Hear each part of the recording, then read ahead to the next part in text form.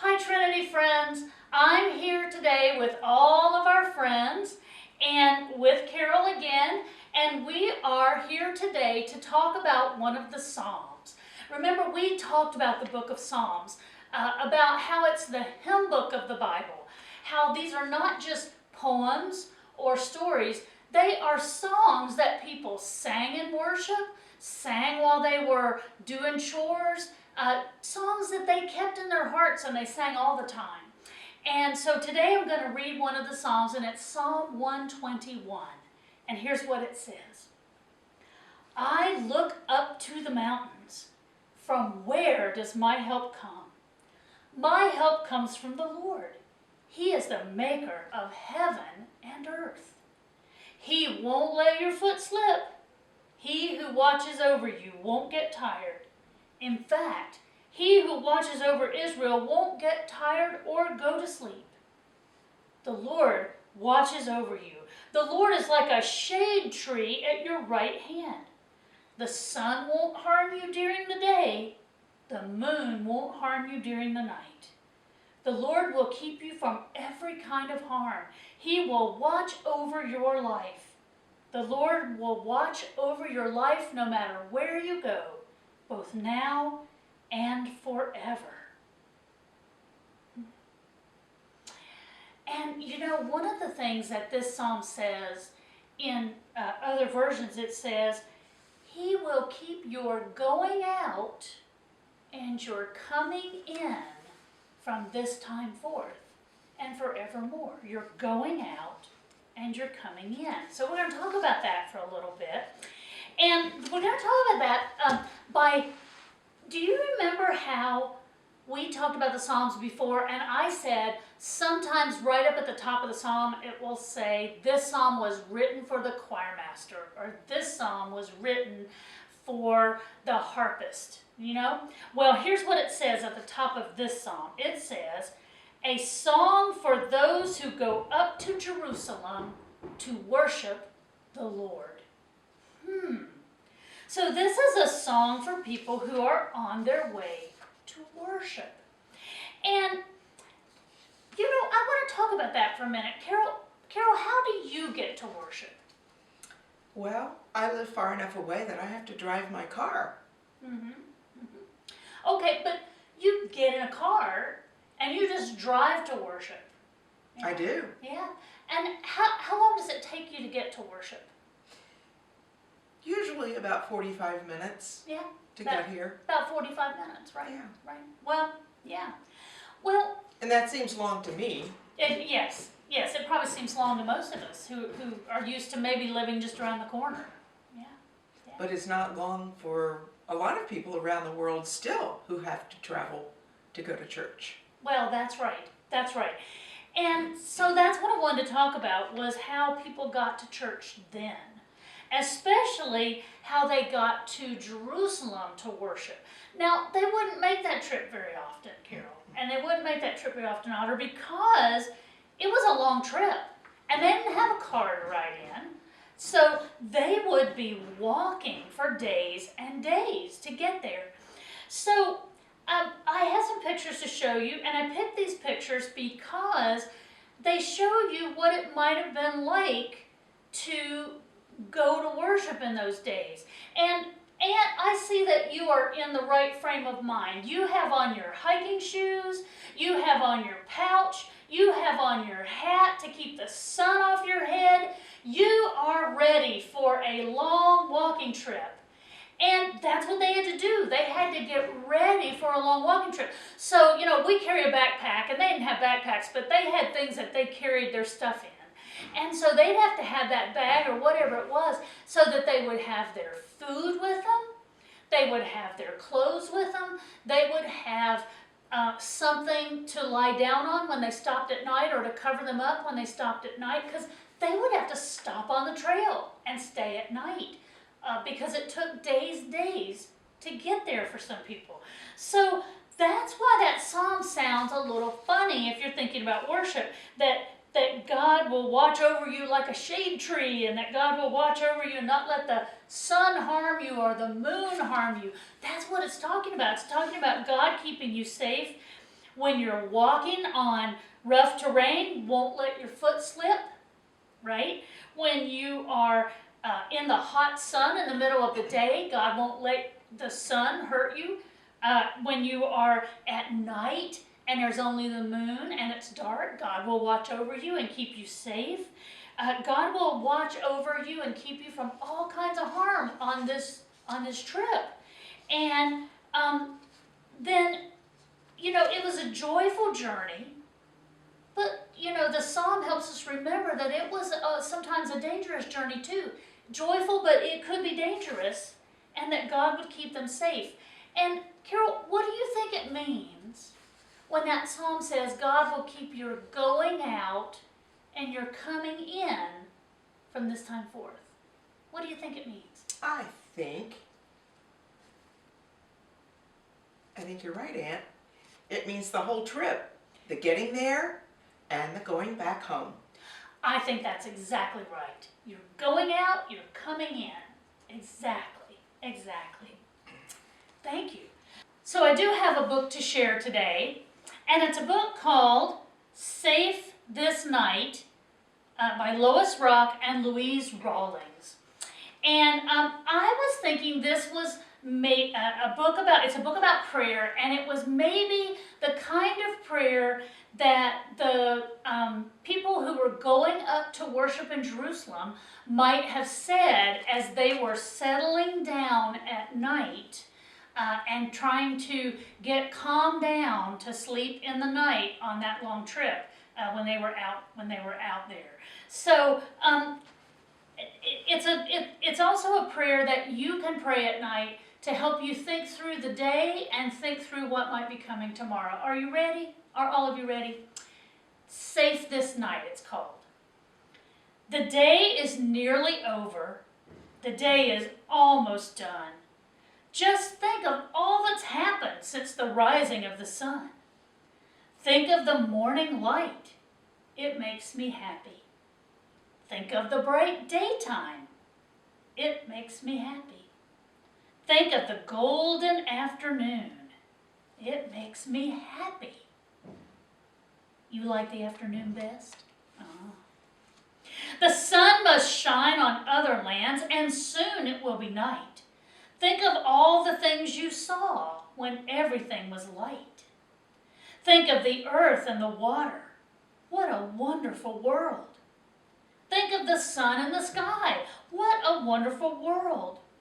Think of the plants and animals. What a wonderful world. Think of all the people who helped you on your way, who gave you things you needed, who helped with work and play.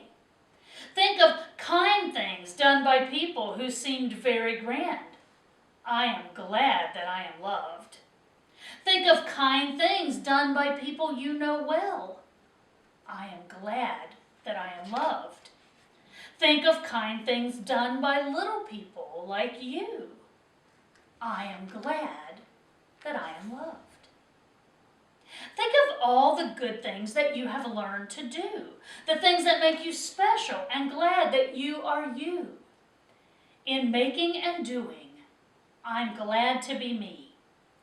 In talking and singing, I'm glad to be me. In laughing and loving, I'm glad to be me. Perhaps today there were some things you did not get quite right. So say goodbye to old mistakes and put them out of sight. Sometimes I hurt things.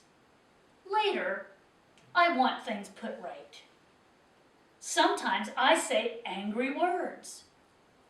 Later, I want things put right. Sometimes I want to scream and shout at the whole world. Later, I want things put right. If anything has happened that makes you want to frown, it's time to let your anger go before the sun goes down. Any sad tears, go away now. Any angry thoughts, go away now. Any nasty plans, go away now. You can be sure that God is close all through the long dark night, that you are safe in God's great love and always in God's sight. When darkness falls, dear God, be near me. When I feel alone, dear God, be near me. If I feel scared, dear God, be near me. Believe that God will hear your prayers for people good and bad, and join in all their happiness and weep when they are sad. Some people are happy tonight. Be close to them, dear God. Some people are sad tonight. Be close to them, dear God. Some people are in need tonight. Be close to them, dear God. The world tonight is safe with God, the God who does not sleep. The birds, the plants, the animals, the creatures of the deep watch over your world, and the plants and creatures that rest in the dark hours.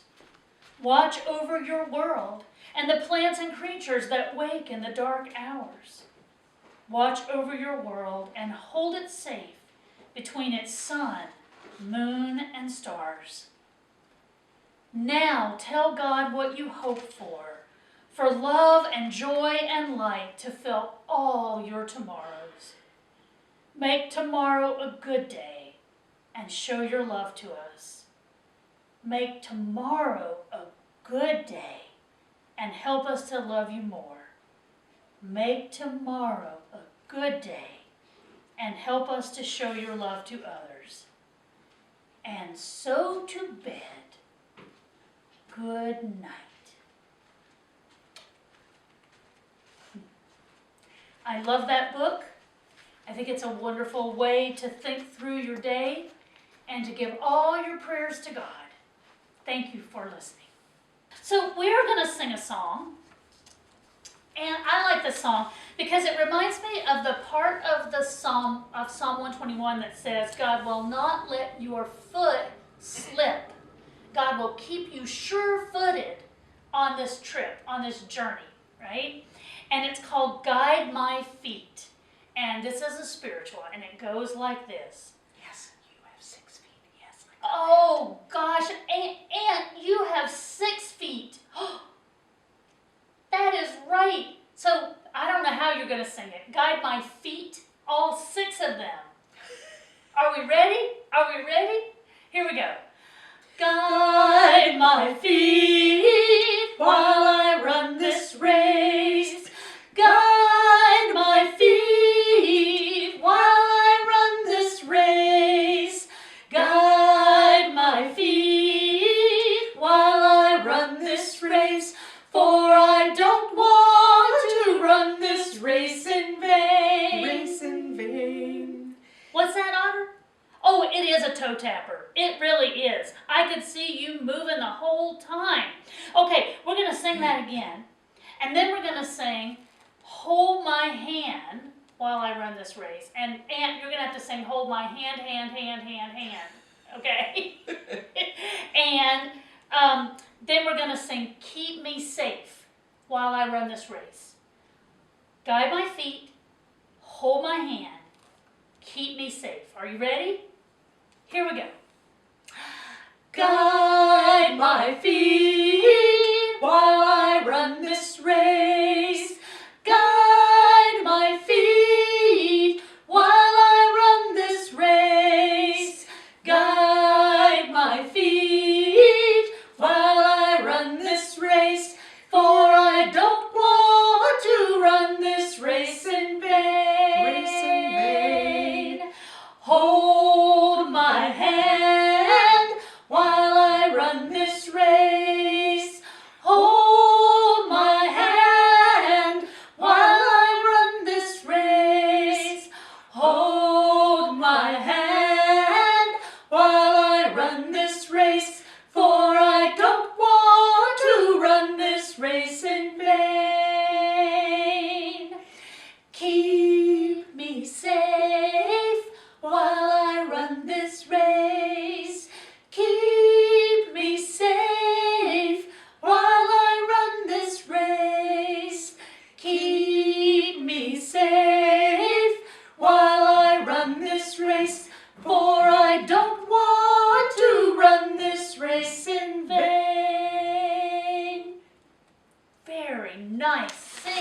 I am so glad that you were singing with us, Aunt, and that you were showing us what it means to be prepared for that journey, and that you were singing with us too, Otter. Let's pray together. God, you promised to go with us, and we thank you. Continue to keep our going out and coming in on all our trips and throughout our life. Amen. And now remember this, God is your strength and will keep your going out and your coming in. Thanks for joining us.